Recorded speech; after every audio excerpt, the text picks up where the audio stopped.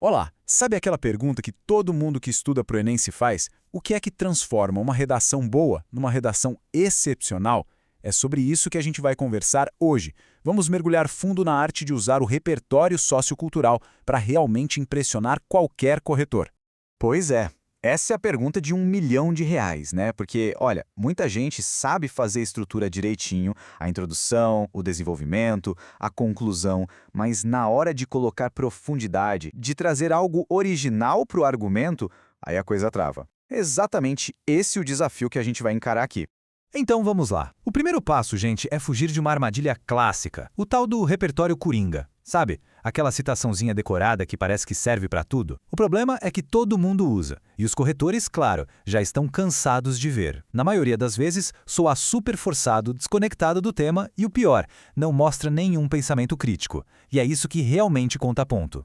Olha só o nosso caminho de hoje. Primeiro a gente vai entender bem qual é o dilema. Depois, vamos além das citações genéricas e descobrir o poder de um repertório de verdade. Em seguida, vou mostrar um método prático em 3 passos. A gente vai ver isso na prática, com o exemplo do livro ao parágrafo, e para fechar é a vez de cada um colocar a mão na massa.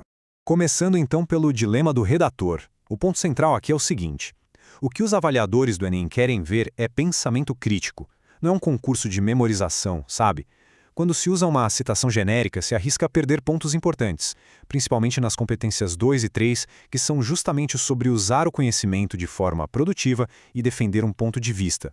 Ok, então qual é a saída? A solução é ir além dessas citações prontas. E aqui entra o conceito fundamental da professora Cíntia, que é a autora do material que a gente está analisando, construir um verdadeiro repertório sociocultural. Vamos entender o que é isso de verdade. Olha só que importante essa definição. Ter um repertório sociocultural não é só jogar um nome de um livro ou um filme no meio do texto. É muito mais do que isso.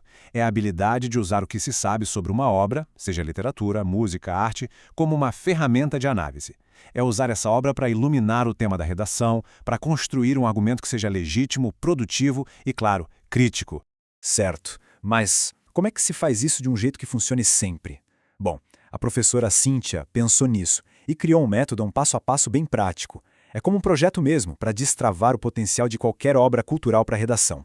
É simples, direto ao ponto e o melhor de tudo, funciona que é uma beleza. São só 3 passos bem fáceis de lembrar. Primeiro passo, fazer um resumo analítico. É basicamente entender a mensagem principal da obra, o contexto dela. Segundo, temas em foco. A partir daí, a gente identifica quais temas do Enem aquela obra pode ajudar a discutir. E o terceiro, que é o gran finale, o exemplo prático. É aqui que a gente articula essa conexão num parágrafo perfeito. Com essa estrutura, não tem erro. A referência vai ser sempre relevante e bem argumentada. Mas chega de teoria, né? Vamos ver isso funcionando na prática. A gente vai aplicar esse método agora no estudo de caso super potente com uma das obras que o material original analisa. Assim a gente vê como a coisa toda acontece na vida real. E a obra é Quarto de Despejo, Diário de uma Favelada, da Carolina Maria de Jesus. E, gente, isso aqui não é um romance, não é ficção. É o diário real dela. Uma mulher negra, mãe solo, catadora de papel, que escreveu sobre a sua luta diária contra a fome, contra a invisibilidade social, lá na São Paulo dos anos 50. É uma obra, nossa, de um impacto visceral. Então, vamos aplicar o método. Passo 1, o resumo analítico. O livro é um relato cru, em primeira pessoa, sobre a luta contra a miséria. A grande metáfora dela é a favela ser o quarto de despejo da sociedade. Ok. Passo 2, temas em foco. A partir dessa ideia, que temas a gente pode tirar para uma redação?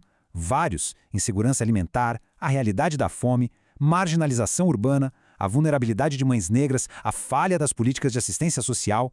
Percebe o potencial? E agora o passo 3, o exemplo prático. A mágica acontecendo. Se liga na força desse parágrafo. Começa assim. Em sua obra autobiográfica Quarto de Despejo, a escritora Carolina Maria de Jesus choca o leitor ao relatar de forma visceral que a cor da fome é amarela, ilustrando o desespero causado pela extrema miséria. Décadas após essa publicação, o cenário descrito pela autora permanece tragicamente atual. Olha que incrível! A obra não foi só jogada ali, ela foi usada como um gancho poderoso para introduzir a discussão sobre a fome, mostrando que o problema, infelizmente, continua super atual. E aqui está o pulo do gato. Com um parágrafo bem amarrado como esse, de uma só vez se atende com excelência a duas competências importantíssimas do Enem. Primeiro, a competência 2, que é sobre usar conhecimento de outras áreas. E segundo, a competência 3, que é sobre organizar os fatos e argumentos para defender um ponto de vista. Ou seja, é uma jogada de mestre. Certo, agora a gente chega na parte talvez mais importante de todas. Porque, não adianta só assistir a tudo isso. A ideia é colocar em prática. Essa habilidade de construir um repertório forte é que nem um músculo, sabe? Precisa de treino constante para ficar forte. E para ajudar nesse treino, o material da professora Cíntia propõe um desafio mão na massa que é, sério, genial. A proposta é a seguinte. Primeiro, escolher uma área temática em que a confiança não é tão grande. Depois, selecionar uma obra cultural que tenha a ver com essa área. Aí é só aplicar o nosso método de 3 passos e escrever um parágrafo argumentativo completo. Se isso for feito toda semana, a dificuldade vira domínio. Simples assim. Isso nos leva à grande lição de hoje. É muito importante ter isso em mente. Um repertório excelente não é um enfeite, não é um brinco para deixar o texto bonitinho. Não. Ele é o motor do argumento. É o que dá força, o que dá legitimidade, o que dá profundidade crítica para o que está sendo dito. É o que faz uma simples opinião virar uma análise realmente poderosa. Então, a provocação final é essa. Qual história vai ser contada primeiro?